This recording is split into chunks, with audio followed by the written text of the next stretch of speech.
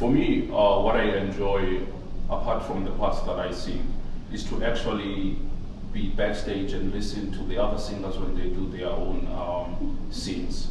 For instance, the finale of the first act. Nemorino is drunk from the wine, the Bordeaux that I gave him. He thinks it's the elixir. When Adina comes in, he's like misbehaving. And then she's so tired. Then comes the swanky sergeant saying, hey, marry me. Adina's like, ooh, I've got an idea. Now I'm gonna get back at Nemorino. I'm gonna fake a wedding with this Belcore. But Nemorino doesn't know it's fake.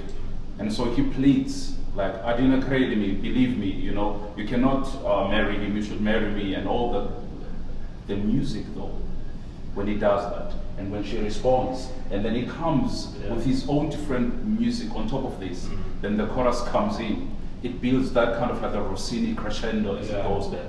Some of the most beautiful music you'll ever hear. That's my favorite. That's funny, that's my favorite part too.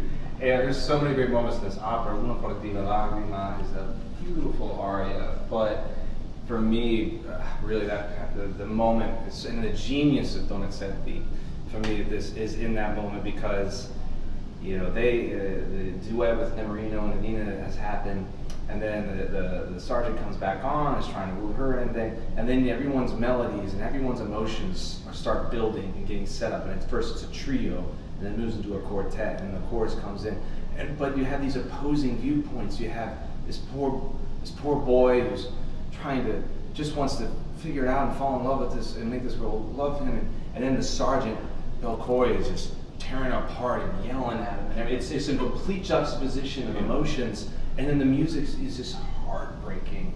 Oh, the woodwinds, man, what they do is the two of them sing of their pain, you know, kind of emulating them, the bassoons and the oboes.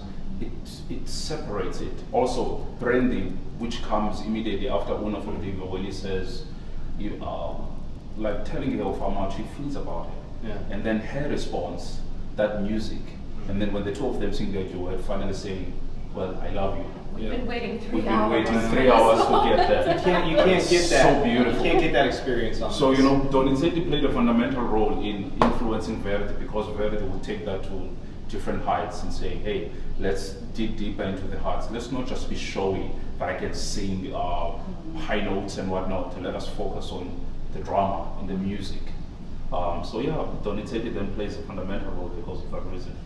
I think one of my favorite parts is how often the music and the action can change on a dime. I mean, we think, oh, we finally have gotten somewhere, we're feeling resolved, and then something else happens and everything spins off into a totally different direction.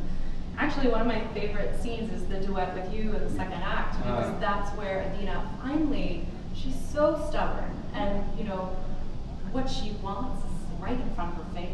And in this exchange with Dulcamara, who she wants nothing to do with, she's the only one who hasn't been suckered into his shenanigans.